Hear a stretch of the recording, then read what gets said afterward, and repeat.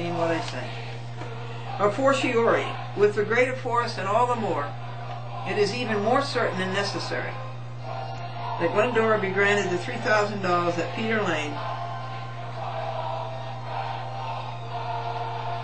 denied, that Rudolph, Skelos, and Doyle told him to grant, together with costs and disbursements,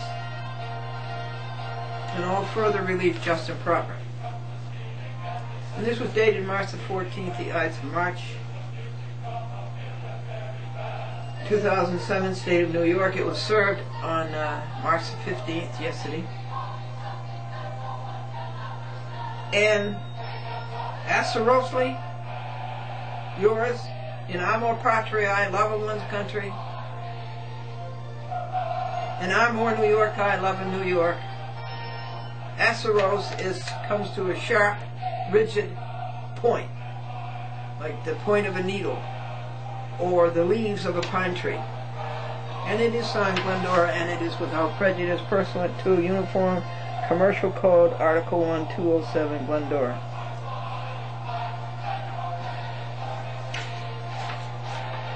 And here is their prayer.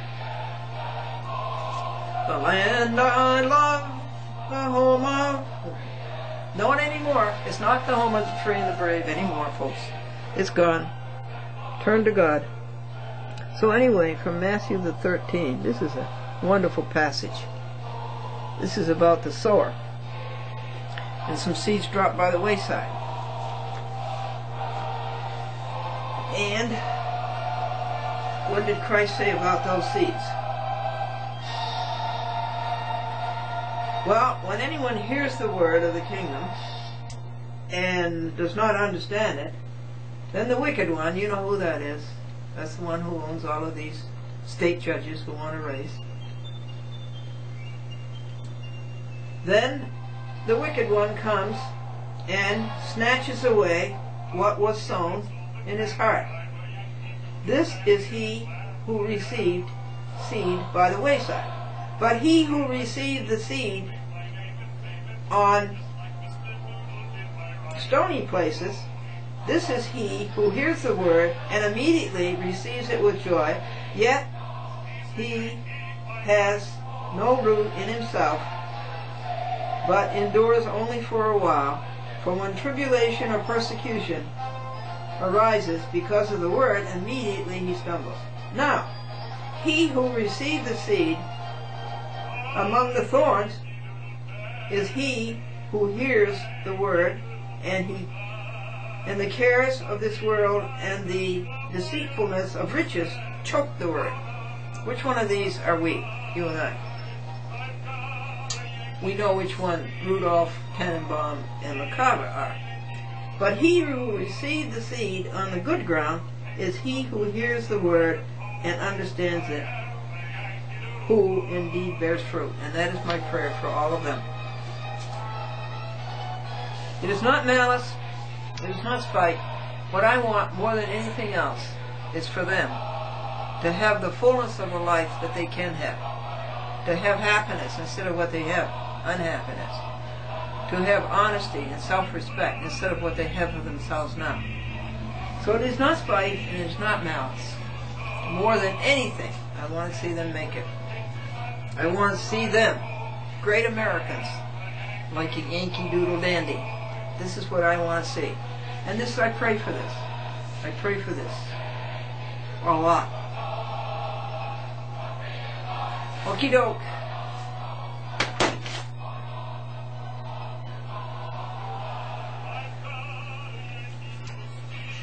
The Westchester Guardian is good. They talk about the same thing I do. They have experienced the same corruption in Westchester County politics and government and courts that I've been telling you about since 1993, I guess. I think they are rather juvenile in their attack on Jeanine Pirro. And there's no question about it, Jeanine Pirro is arrogant. I have experienced that, and I've told you about that. That Jeanine Pirro was my best friend when I had the TV camera and I was a court monitor. She was my best friend, but when she got to be a district attorney for the county of Westchester, she didn't even want to talk to me anymore. And she said in her very own words that, well, you drop friends as you move up. Okay, Janine. But I do think that the Guardian is intemperate in its attacks on Janine Pirro. Chief Judge Judith Kaye has her nerve. She's asking for a pay raise for state judges. The last people in the world who deserve a raise are state judges. What they deserve is restitution to us. They've ruined our courts. And in ruining our courts, they've ruined our nation. So they should not get a raise. They should give us restitution. What's a state judge get? I think it's about $130,000 a year. The Westchester Guardian claims that the FBI is attacking fraud in Westchester County, in politics and in the courts. The Westchester Guardian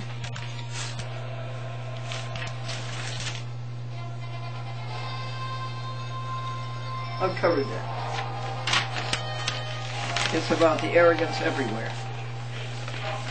Well, there may be folks, but down deep, they know they're wrong. And down deep, they long for the good life instead of the grind that they live daily.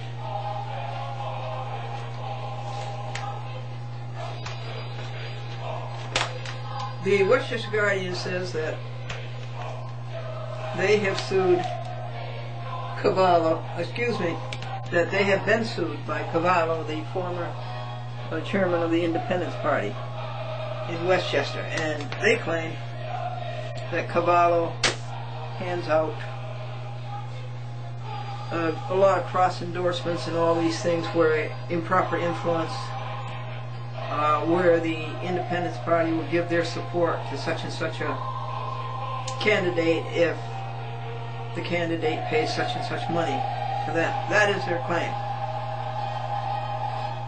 The Westchester Guardian claims that. And that Cavallo sued him for slander and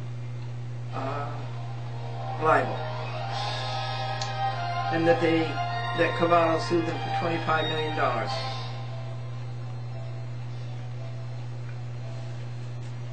Is there anything else to tell you?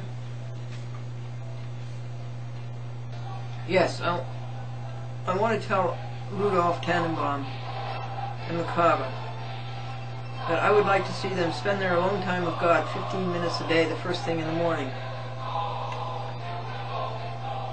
and find their true worth. They are, after all, human beings. They are, after all, redeemable. They are, after all, capable of sanctification and of perfection. They still are human beings. And then I would like to see them rejoice every 15 minutes about something. I rejoice about the beautiful music. I rejoice that there's something in all of us that responds to music. Two great mysteries and two great delights of human life. We all respond to music, and we all respond to humor. We laugh. This is my rejoice for 1 p.m. on March 16th, the day before St. Patrick's Day. And I rejoice at 12:45 p.m. for the symbol of St. Patrick's Day and what it stands for. Chasing evil out of Ireland. We're trying to chase evil out of Westchester. And I rejoice at 12:30 p.m. for the fact that you and I are together. And I know I will hear from you. I know I will hear from you. And at 12:15, I rejoice for the kitty cats who were saved from this snowstorm, and 22 others this year. No, 20 others this year. in the year before, and the year before, and the year before, and that they have a home and that they have a person. I rejoice that we have a country that we can still save. Our country has been taken over by gangsters. It's been kidnapped. This corruption is everywhere. It's in the medical field. It's everywhere. But I rejoice at noontime that we don't have to. Think about this corruption. All we have to think about is good, and that God will do the increase. God knows what's going on, and God will do the increase. Then I want Rudolph and Lakava and Tannenbaum to have pure thoughts in between these every 15 minutes of rejoicing. Okay, that's our happiness lesson. And I'm here to help you any way that I can. March the 14th was Partnership Day. God and I became partners 3 years ago and 1 month ago, on February the 14th, 2003. And on February the 14th, Partnership Day, I was facing Rudolph, Lakava, and Tannenbaum, who looked me in the eye, and I looked them in the eye, and all the time they knew they were going to double-cross me. All the time they knew that. But when my case was called, Glendora versus Charles F. Dolan and Cablevision Systems Corporation, I said, thank you. And I said, grace and peace be unto you and God our Father. Maybe that seed fell by the wayside. Maybe it fell among thorns. But maybe someday it will fall on good ground. Who was that? Matthew what? Matthew 10. These patriotic songs are nice, but I want you to have a good God song. And as soon as this one is over, I'll sing you a good God song.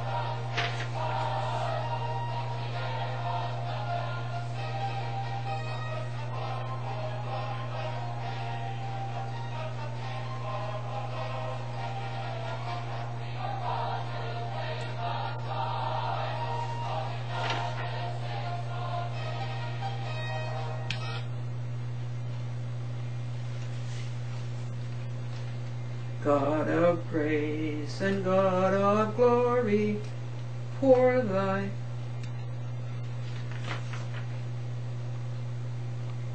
God of grace and God of glory, on thy people pour thy power. It's you. Crown them, crown thine ancient church's story. Keep the churches going. They try to do good. Bring to bud her glorious flower. That will be in a month, in April. Grant us wisdom, grant us courage for the facing of this hour. For the facing of this hour. An hour at a time. For the facing of the hour is watching Chat with Glendora for an hour. Grant us wisdom. Grant us wisdom, grant us courage for the facing of this hour. For the facing of this hour. Do you know that I cannot use my Sony Mini DV camcorder any longer? You want to know why?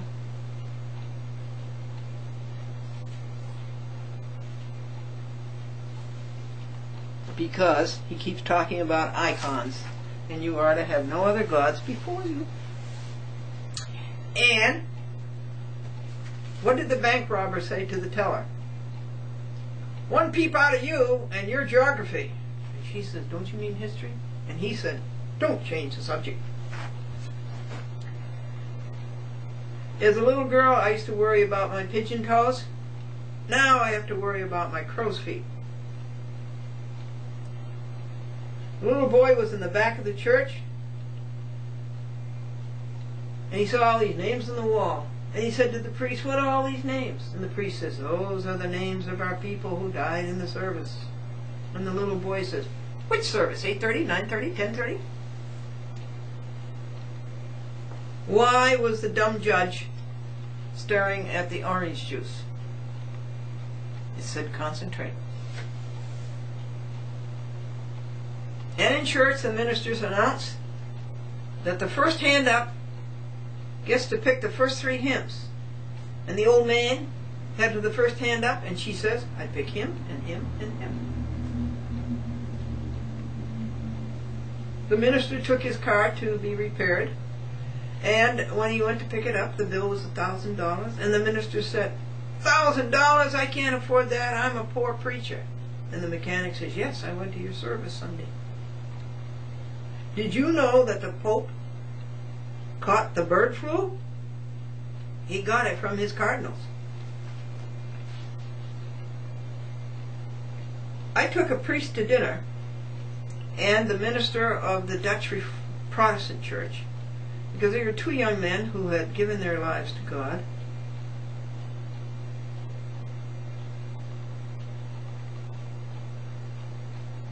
And I thought that they would enjoy knowing each other, so I took the 2 of them to lunch. And the priest showed up with his clerical collar and his black shirt, which had short sleeves. And this was on November 13th. And when we all came out of the Kinderhook post office, a woman looked at the short sleeves and went, "Ah!" because he wasn't wearing a jacket. And the priest said to her, "I have a constitutional right to bear arms." And I say that it's a constitutional right to arm bearers. I want to arm bearers. I want to arm deer. I want to arm all of these innocent, helpless, undefended animals. It is not a fair fight to go out and shoot a deer. That is not a fair fight. That's cowardly. It is not a fair fight to go out and shoot a bear. That is not a fair fight. And you will regret it the rest of your life. Particularly when your nemesis comes for doing that. What happens? What do you get when you cross a stream and a brook? What do you get when you cross an owl and a goat? You get a hootenanny. What do you get when you cross a stream and a brook? Wet feet. Now, 2 men were stranded, shipwrecked on an island. And one was frantic and paced up and down, up and down, up and down. And the other one was just sitting there calmly. And the frantic one says, "Who's going to rescue us? How can you sit there so calmly? We may never be rescued." And the calm one said, "I make $80,000 a year, and I know my pastor will find me." Now God made Adam, and he looked him all over. And then God said, "I can do better than that." So he made Eve.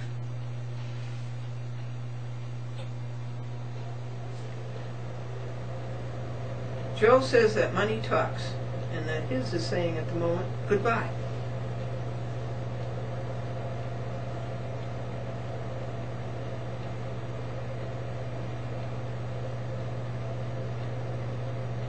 This was funny.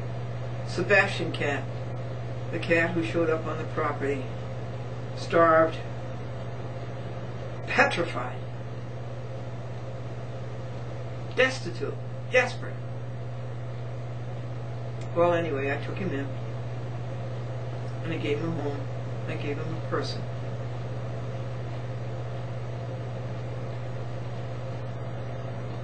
Anyway, I called up my friend Mary one morning, and soon after that, Sebastian came up on the desk, and he walked across the desk, and he walked across the telephone keypad. He hit redial, and the next thing I heard was Mary saying, "Hello?"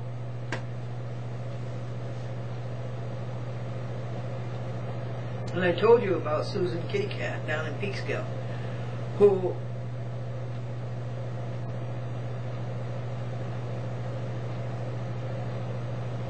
goes to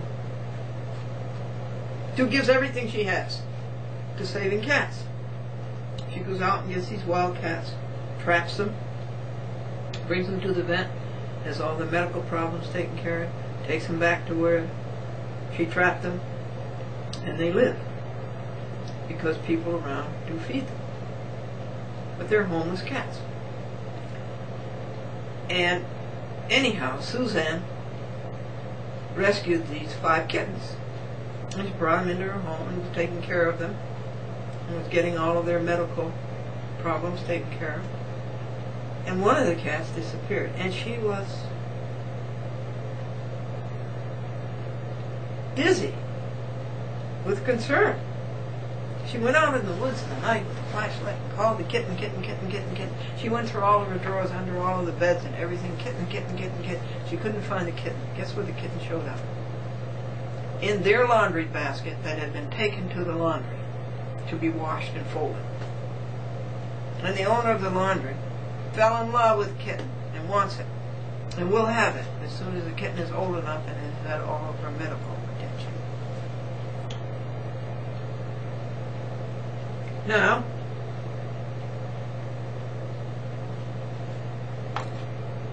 the man jumped out of the airplane. He pulled the ripcord on the parachute and it wouldn't open.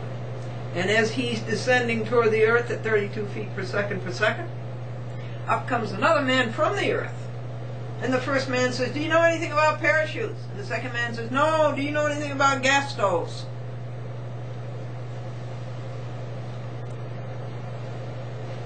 This young man went to the barber. And the barber asked him, "What are you going to do for your vacation this year?" And the young man says, "I'm going to Rome." And the barber says, "You won't like Rome. The food is no good, the beds are hard, and you'll never get to see the Pope." Well, the young man was sort of devastated, and he almost relinquished his plan. But he went anyway. And when he came back, his barber said, "Did you go to Rome?" "Yes. The food was delicious. The accommodations were superlative." "Did you get to see the Pope?" "Yes, I got to see the Pope." "Well, what did the Pope say to you?" "Well, he pat me on the head 3 times. And then he said to me, 'Where did you get that haircut?'" This is Glendora, Cheerful Look at Life. My dear people, keep the courage flaming. We love you. We want you to find the richness that God has set aside for you. We want you to find the treasure. You have to look. You have to look hard. It takes time. It takes you. And you've got to find it. But there you will find all of the love that you've been missing, all of the appreciation that you've been missing, all of the applause that you've been missing, all of the attainment and the achievement, and the happiness and the joy and the wealth and the riches. If you want a big home, it's there. If you want big cars, it's there. If you want a big bank account, it's there. You can have it. Just find it. Spend your own time with God the first thing every morning, and every 15 minutes rejoice. And in between, have pure thoughts. It is now 1:17, and so I rejoice at 1:15 is what?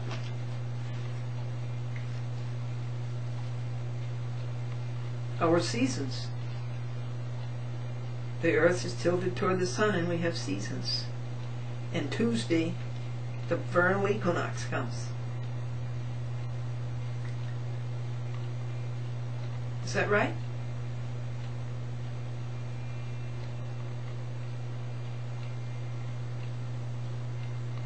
Yeah, that's right. It's early this year, folks. It's on March the 20th, Tuesday. Well,